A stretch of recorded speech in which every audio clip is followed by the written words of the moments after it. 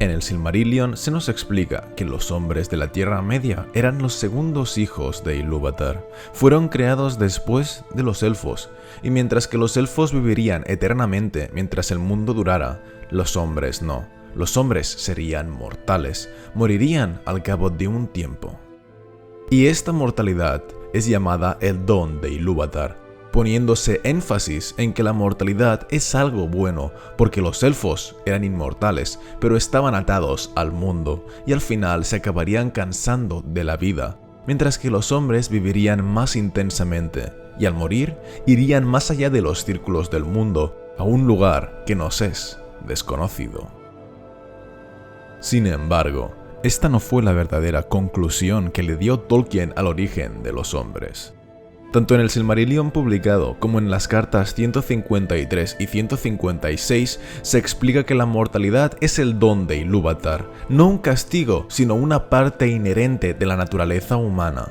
Pero en la carta 151 y en otros textos que pensaba incluir en el Silmarillion, pero que solo aparecen en el 7º volumen de la historia de la Tierra Media, se explica que esto no era así. Que la mortalidad no era un don, sino que en realidad los hombres habían sido inmortales en un origen, pero que habían sido corrompidos por Morgoth, y por culpa de eso Ilúvatar los había castigado, volviéndoles mortales.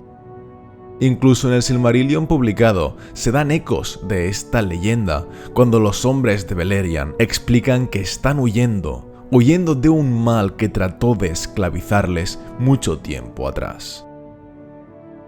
Así pues, nos encontramos delante de dos ideas totalmente opuestas sobre el origen de la raza de los hombres. Por un lado, la que todos conocéis, que es la del Silmarillion publicado, en la que la mortalidad es un don de Dios. Y por otro lado, la que casi nadie conoce, que es la de que la mortalidad era una maldición, un castigo de Dios. Christopher Tolkien dijo que se veía incapaz de resolver la incoherencia y decir cuál era el verdadero origen que deseaba su padre.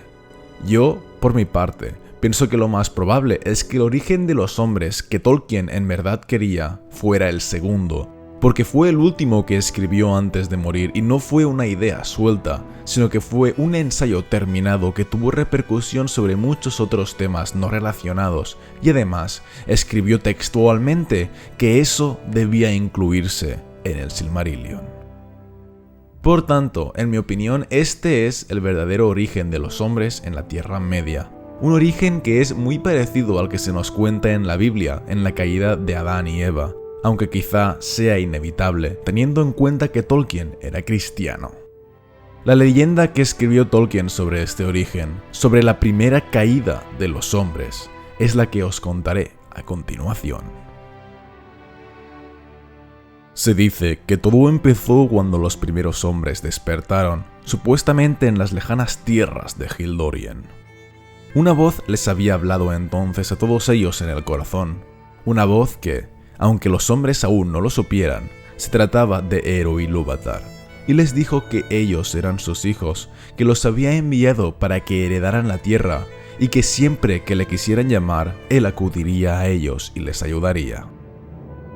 Sin embargo, el mundo era amplio y extraño, y cuando los hombres y mujeres llamaban a Ilúvatar para que les ayudara a aprender más rápidamente, él solo les decía que debían buscar respuestas por sí mismos, pues tendrían alegría al encontrarlas, y de este modo abandonarían la infancia y se harían más sabios.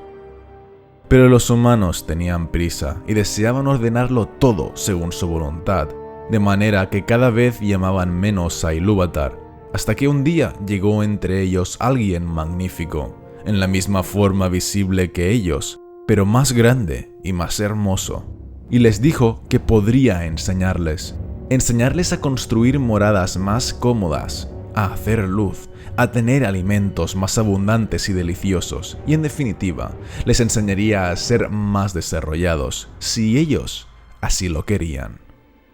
Este ser era, evidentemente, Morgoth.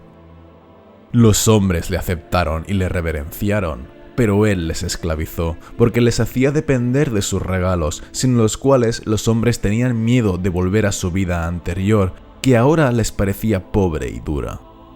Morgoth poseía un gran conocimiento sobre todo lo que existía en el mundo, así que poco a poco los hombres fueron aprendiendo, hasta que un día le hablaron de la voz de Ilúvatar, y Morgoth se enfureció, diciéndoles que aquella voz era la voz de lo oscuro, que tan solo pretendía alejarlos de él.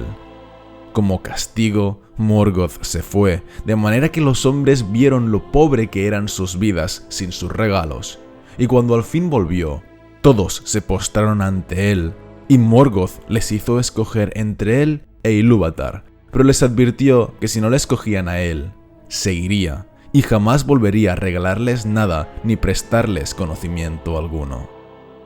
Los hombres renunciaron entonces a la voz de Ilúvatar, y Morgoth les ordenó que le construyeran un hogar en un lugar elevado, y tras hacer una gran casa, les ordenó que se inclinaran ante él y reconocieran su soberanía. Y todos lo hicieron. Tras eso, empezó el dominio de Morgoth. Dejó de traer regalos, dejó de tomar formas hermosas, y si le pedían ayuda, él les ordenaba hacer algo a cambio o entregarle algún regalo antes de escuchar su ruego. Por su parte, Ilúvatar nunca les volvió a hablar, salvo solo una vez, diciéndoles que aunque hubieran renegado de él, seguían siendo sus hijos, porque él les había dado vida, una vida que ahora les acortaría, para que cada uno de ellos acudiera a él y supiera quién era el verdadero Señor, si él o aquel al que ahora adoraban. De modo que Ilúvatar cambió la naturaleza de la raza entera y los hizo mortales, como castigo por haberle dado la espalda. Entonces, como los hombres empezaron a morir, acudieron a Morgoth en busca de salvación. Pero él, con crueldad y orgullo, les dijo que no le importaba que murieran, y que si no le seguían obedeciendo, morirían incluso antes, porque él les mataría. Como es de suponer, las cosas a partir de entonces fueron de mal en peor. Ellos temían a Morgoth, pero no se atrevían a plantarle cara, así que sufrían y morían, haciendo todo lo que él les ordenaba. Entonces Morgoth les mostró su favor a los que eran más fuertes y más crueles, instruyéndoles solo a ellos para que se hicieran poderosos y altivos y esclavizaran a los demás. Hasta que finalmente hubo algunos valientes que se alzaron en rebeldía, entendiendo que la primera voz, la voz de Ilúvatar, era la del verdadero Dios, y que se habían equivocado al darle la espalda y escoger a este malvado amo en su lugar. De estos valientes, algunos murieron, traicionados por sus propios compañeros, pero unos pocos consiguieron escapar y se fueron lejos, a países lejanos. Eso no les hizo recuperar su inmortalidad, porque antaño se habían postrado a los pies de Morgoth, así que Ilúvatar no les concedió su perdón, pero al menos pudieron huir de la esclavitud y vivir en libertad. Al salir de Hildorien, estos hombres se encontraron con los elfos Avari, aquellos que mucho tiempo atrás habían rechazado emprender el gran viaje hacia Valinor y que ahora vivían dispersos por la tierra.